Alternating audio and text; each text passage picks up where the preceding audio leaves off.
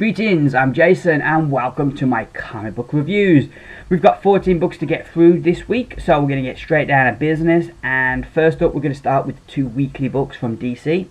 We have Batman Eternal, issue number 23. Another good issue. I didn't quite like the art as much this issue with Dustin Nugent, and I usually like his stuff, but I don't know. I think one of the problems with this series I think is all the different artists, and with Future's End it seems the artists are more, their styles are similar, and each week it isn't too big of a difference. Where in this book I feel that the artists that they've got are very different from each other, so every issue has a totally different look and feel, and sometimes that I've just found lately, I find adjusting to that can be a bit tricky. Like for example, in this issue, Rex Calabrese looks totally different, and if somebody hadn't mentioned his name, I would have known it was him for sure. The story wise, it does jump around a bit this issue.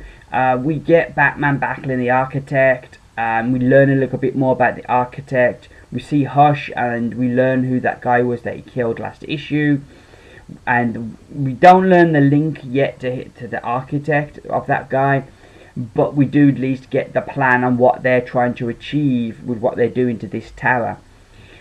We get to see Killer Croc battling some zombies to remind us that the Arkham Asylum stuff is still going on, which is my least favourite part of the story, but it was minimally used here. And at the end we get Commissioner Bard turning up to kind of move along to the next phase of the plan. But the bulk of the issue, and really for me the highlight of the issue, is Catwoman, and we get to learn a lot more about her heritage, and we get to see her start down this road that will lead her to being the Queen of Crime in Gotham. And it's interesting that, like, at the start at least, there doesn't seem to be any kind of thing about power. It's more about the least amount of people getting hurt. I really enjoyed, like I say, this issue. I didn't enjoy the art totally, but this book's still really good, and I'd give Batman Eternal issue number 23 4 stars out of 5. Moving right along now to Future's End, issue number 19, the other weekly series from DC Comics. This issue was another really strong issue, as this book just really seems to have hit its stride. We get to see on Cadmus Island, as you can tell from the cover, we get to see Power Girl battling Deathstroke, which is cool. We get to learn 50 Sue has made some kind of deal with Brother Eye. We get to see Batman of the future and his team of criminals break into Terrifitech. We get to see Dr. Palmer, who's kind of worried about what's happened to his teammates, get a visit from the Stormlord, and I really, there he is, yep. I really liked how they envisioned the Stormlord here, and how that pushed that part of the story on, so I really enjoyed that. But for me, the real big story this issue was Lois Lane, and what's she going to do now she got this information of the identity of Superman. Is she going to publish it and tell the world that this isn't the original Superman, it's somebody else, or is she going to keep hush? And so you get that kind of moral debate going on throughout the issue, and by the end we get a decision, and it's going to be interesting where that's going to push characters in this book now. I'm really enjoying this. Like I say, it's hit its stride. Every issue we have big things going on. The story constantly feels like it's pushing forward, but also feels like a lot of the separate parts are moving together now. I'm really enjoying this. I think if I had to add the two weeklies, I'm enjoying this just a little bit more, though I am enjoying both, but this one just a little bit more, and I give Future's End issue number 19 a definite 5 stars out of 5. So next up we have Copperhead issue number 1, new number 1 from Image. In the back of the book it describes it as Deadwood in space. That was the pitch, and if I'd have heard that pitch before the book, I would definitely have signed up, because Deadwood, while I'm not that into westerns, Deadwood is definitely my favourite western, and a series I really enjoyed. This issue, I felt, while it doesn't blow you away, I felt was flawless. A flawless first issue, because yes, it doesn't blow you away like I mentioned, but what it does do is it introduces all the main characters, gives you a little bit about the history of this world and the history between the characters to give you a little bit of intrigue. It sets up a murder case that is going to be the first case our sheriff is going to have to investigate, and some sinister goings on are kind of intimated too as well. So all in all, I really enjoyed this. I love the art as well and how sparse they made this small town look. It has a lot of feel of Tatooine in the Star Wars movies. Particularly, I was thinking of kind of like the way when they go into the buildings, how they're so sparse and dirty, and also the whole kind of Mos Eisley feel to the town. I really enjoyed this. It's definitely hooked me enough that I'm be back for issue 2. Like I say, a pretty much flawless issue number 1, and I give Copperhead 5 stars out of 5. So moving right along now to Marvel, and we have issue number 20 of Hawkeye. So great to have this back on a regular schedule. This issue, where we pretty much have the conclusion of the Kate Bishop part of the story. Now, out of the story, her part of the story is the bit I've enjoyed the least, but I really enjoyed this issue. I love the idea of having Annie Wu do the art for her part of the story. One, it gives David Haja a break, but also what it does so well is it gives this part of the story its own feel. While with Matt Harlandsworth colours, it does still feel part of the whole. So I really liked art-wise what they chose to do here.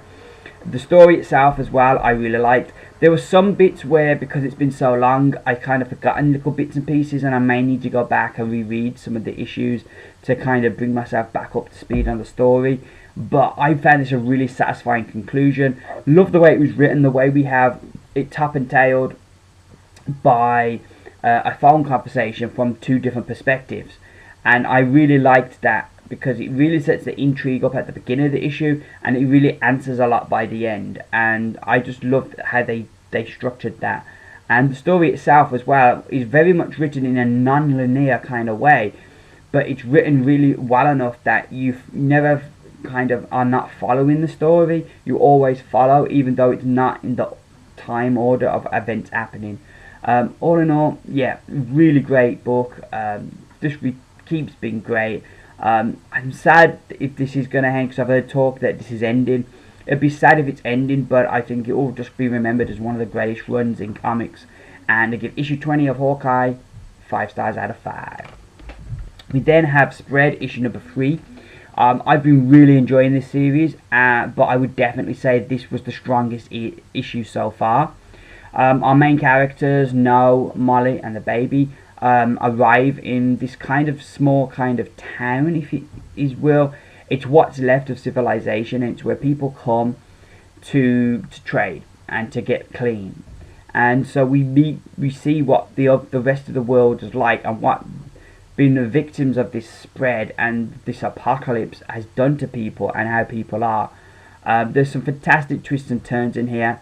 It's got all the gore that we've come to love from this series, but at the same time, this issue kind of takes a step back and lets us see a bit more about our characters. The structure of the story, because our main character, No, doesn't speak much, to have it narrated by the baby's future self, I really liked, because it works well with the characters that we've got. Really enjoying this. This for me, like I say, was the most enjoyable issue yet, and just reconfirmed why I love the series so much, and I'm definitely going to stick with this. And I give issue number 3 of Spread 5 stars out of 5. So our only Futures End 3D cover this week, it is, I don't know how well you can see that.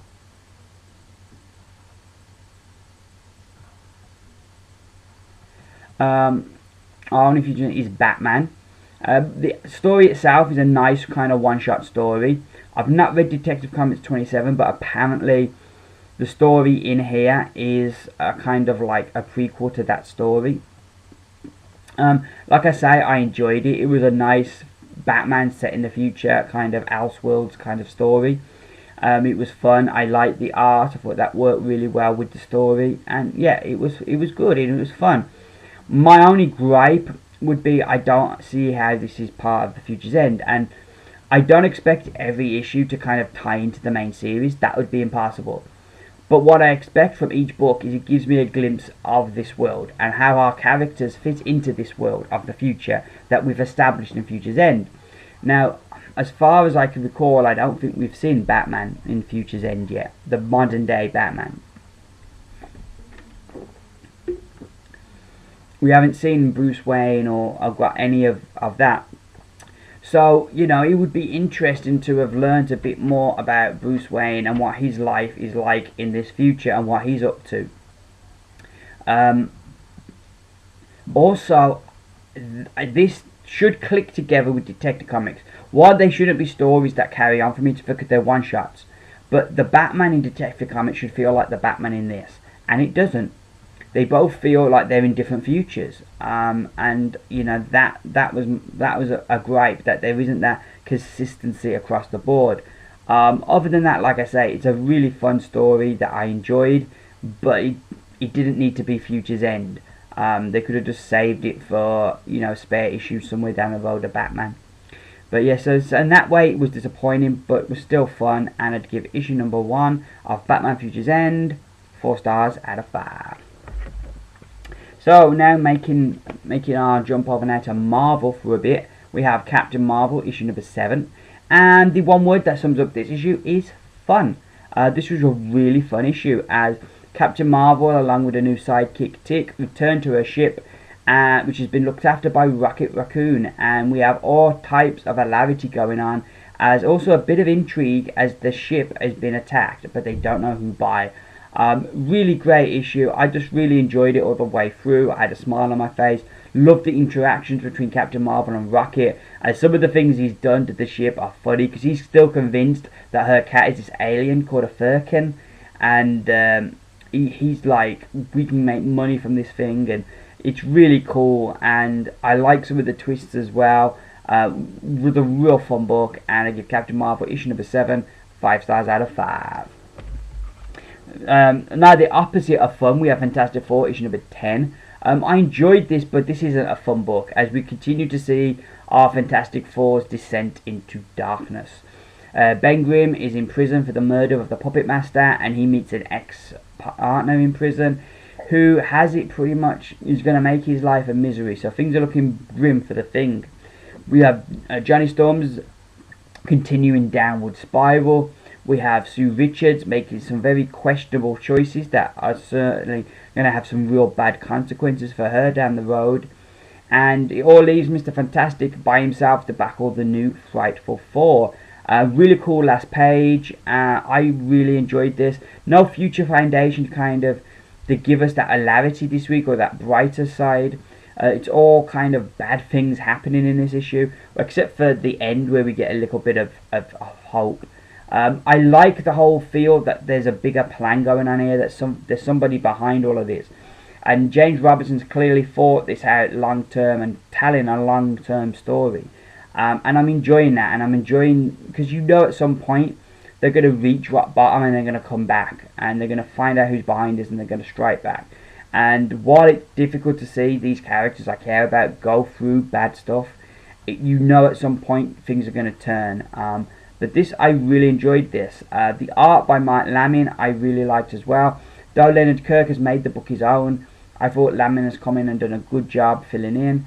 And all in all, I really enjoyed this issue, and it's the Fantastic Four issue number 10, 5 stars out of 5. Moving right along now to the Amazing Spider-Man issue number 6, and this was so very nearly my pick of the week. Because I just really enjoyed it, and I was really impressed with the writing talents of Dan Slott here, because he gets to tell his story, he gets to finish the story that's been running for the first 6 issues of this book. He gets to finish all of that story. He builds intriguing things for the future and lays seeds for the future, which I really liked. And yeah, I really enjoyed the series. I really enjoyed this issue. I thought it was really good. I feel the last few issues of the main book, Slott has kind of come back into his own after a bit of a weak start. I liked Ramos's art. He's not my favourite Spider artist, but I liked his art here. I thought he does a good job. And all in all, yeah, this book was again and was a lot of fun. And I know that might to some be a bit of a dirty word, comic books fun, how dare you? But no, I really enjoyed this because it really encapsulates Spider-Man and the sense of fun that Spider-Man has, while at the same time the sense of responsibility. It kind of finishes off Electro's story and moves Black Cat's onto the next phase, and that's what I mean by the writing. It just how Slott balances everything and crams so much into one book is really great. And I'd give issue number 6 of The Amazing Spider-Man 5 stars out of 5. And next up we have Edge of the Spider-Verse, sticking with all things Spidey-tastic. This deals with Spider-Man Noir, a character I'd never seen before, but based on this book I would really like to see again because I really enjoyed him. It was great getting that feel of seeing characters we recognise but tightly reimagined and in different situations. Also by the end of the book I'm really once again super excited to see Edge of the Spider-Verse and where this is going to go. The art here I also really liked. It helped give the book a different kind of vibe from a regular Spider-Man book. I'm trying to get a double page spread that involves Spider-Man, but so far I've had no luck. So yeah, the art really makes it feel like a different time and a different place, and I really liked that. And worked really well. I also really liked that they had this checklist in the back kind of detailing all the issues you need to read for Edge of the Spider-Verse. And I like that because I know with DC, one of the criticisms I've heard about the Superman Doom story is nobody knows what order they should be read in. And I like that Marvel have published that and kind of give you the reading order so you know if you want to follow this story which issues you need to get. I mean, that's really cool kind of thing to do. It's good for Marvel because it makes sure people buy the books and they know which issues to look out for, and it's good for us fans because we know what issues to look out for. So all in all, I really enjoyed this, and I would give Edge of Spider-Verse issue number 1 a definite 5 stars out of 5. Moving now to my pick of the week, and it is Magneto issue number 9. I was really looking forward to this and really intrigued by the pairing of Magneto going up against the Red Skull, and this just delivered everything. Colin Bunn is just fantastic. I'm loving what he's doing with the character of Magneto all through the book since issue 1. Magneto is a character that doesn't speak much. He doesn't really express himself that much, as most of the time he's alone. So the stories are often told with internal monologue. But not only with internal monologue, but they'll often think back to past events. We see things from his past, like this issue arriving on Genosha and seeing the atrocities that have been committed by the Red Skull and the S-Men. It takes him back to his childhood in Auschwitz and how that was like, and the shame that he'll carry with him over the events that happened there for the rest of his life. And it ties it into what's happening now, and he's done that in past issues, and it's something that Colin Bunn does so well.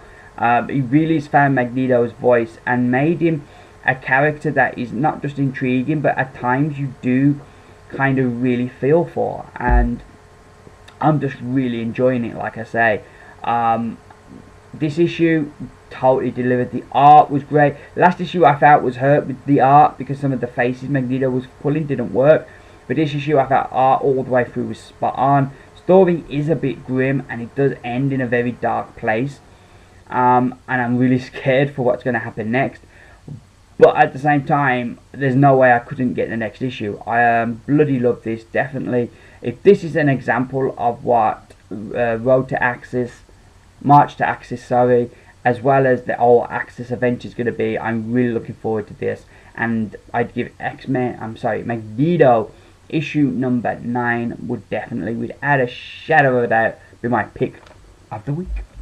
Next up we have Doctor Who, the 11th Doctor, issue number 2. And this was another really great issue. Really enjoying this. I love how they set the issue out. We have our recap page there. We then start our story, you know, and we getting into our story, and then we have our bit of a reveal, and then we have our title page, and then it's back into story, and just the structure of it all, very much like they structure an episode. The story has a very much one and done kind of feel, but there is a kind of scene at the end that kind of intimates that there's a bit more going on here. I just really enjoyed this. If you're a fan of Doctor Who, but maybe never been a fan of the comics, these are definitely well worth trying out, because so far they've both been really good. And I give Doctor Who 11th Doctor issue number 2 5 stars out of 5. Finally, penultimately, we have The Bunker from Oni Press, issue number 6. This issue we kind of go back in time, 30 days before the bunker was found, and we see how our two characters from the future arrived. Now we know Grady is the one character. Last issue we revealed the other character, which I'm not going to spoil, but we learn some pretty disturbing stuff about them. This issue we get to see 30 days, how they came back and how their plans went and how they set everything up to be found, and the kind of moral journey they were on during those 30 days as they make their own realizations. The art in this is just absolutely fantastic. My favourite page is this brilliant page. You have Grady. I don't know if you can see at the centre there. He's kind of burning these papers in the forest. And so you've got this fire. But then the way that they've kind of drawn it, it looks like Grady standing there with his hands on his hips. With the smoke and the fire being his tie. I really love the art in this book. Really great, and the unique way that it's coloured just really gives the book a different feel. Fialkov once again is first class with the dialogue, and I just really enjoyed this story as we took a step back and saw kind of how things were all set up, which I really like that they did that. And I'd give The Bunker issue number 6 5 stars out of 5. And finally this week it is Death of Wolverine issue number 2. I enjoyed this again. I don't think it was as strong as last week's, but it was still a good issue. I like the balance Charles Soule is getting between Wolverine being badass enough to still take out a room full of ninjas, but that he still has his weaknesses and is still vulnerable in a way. And I like the balance Soule's getting there. I learned that Wolverine and Viper were once married, which I never knew that. That was something new. We're setting up the intrigue of somebody's behind this, wanting all the different characters with adamantium inside them. I really liked that wrinkle in there, and that really was interesting. And we get a nice little cameo from a couple of characters, which was also really nice. The art, once again, by Steve McNiven is fantastic. That montage there is Wolverine remembers past battles with Sabretooth, and then we have a present day battle with Sabretooth. But the art by McNiven is first class. Like I say, I'm enjoying this. It seems so far it's been a good way to take Wolverine out. Not like the price, but the book itself was once again good. And I give Death of Wolverine issue number 2 4 stars out of 5. So that's me done for this week. Before I go, I would like to do a big thank you to Sleepy Reader 666. I uploaded my video late last week, Monday when I uploaded it, and I wasn't expecting to get as many views because it was late. And Sleepy Reader gave me this really cool shout out on Twitter, and my video did its usual numbers, which was really great considering I uploaded it late. So I want to send a big, massive, heartfelt thank you to Sleepy Reader. That was super cool of you, dude, and I really appreciate it. Sleepy Reader was one of the first dudes that I started watching here on YouTube when I first found out that there were comic book reviews, and people like him, Ghost Critic, Howler Mouse, MAW0001 were the guys that I originally started watching, and the guys that really inspired me to try this myself. And I've got a lot of respect for Sleepy and for the videos he does, and that just makes it even more special when someone like him that I look up to and respect gives me a shout out. It was just awesome, so thank you, dude. And if you're watching this and you're wondering who's Sleepy Reader 666, shame on you. Everybody who watches reviews here on YouTube should know who Sleepy Reader is. Put it into the search, Sleepy Reader 666, and you will find him here on YouTube. He does excellent videos. He has a really fantastically chilled way he does his videos, but he's also eloquent in his views and expresses things. And I often notice things that when he says them are really obvious, and you'll be like, oh damn, he's right, why didn't I notice that or verbalize that? Quite often when I watch him do reviews, I get reviewer envy, but he's just fantastic, definitely well worth checking out, and a big thank you again to Sleepy for the shout out. So yeah, like I say, that's me for this week. I will be back for definite on Wednesday with my haul video, and at some point over the weekend, probably Sunday, Monday, with my reviews. Another big week for me this week, 19 books. Marvel seem to have gone on to the fact that it's a big month for DC, so Marvel have released a lot of books. A lot of the books I'm getting this week only came out 2 weeks ago, so it's a big book month for Marvel. Add to that, they're bringing out a few $4.99 books. We've got For God of Thunder issue number 25, the last issue of that book. That comes out this week, and that's a $4.99 book. We've got Death of Wolverine, which is a $4.99 book. So it's an expensive and tough month for us comic book fans, but I will soldier through. I've ordered off eBay. I've ordered Batgirl, A Future's End issue number 1, as well as Nightworld issue number 1. So when those arrive, because my comic shop has Nightworld number 2, so I'm going to pick up number 2 from my comic shop. I got number 1 coming in the post. Once those 3 books have arrived, 2 books have arrived and I've bought the other from my comic shop, I will probably do a kind of catch-up video reviewing those 3 books.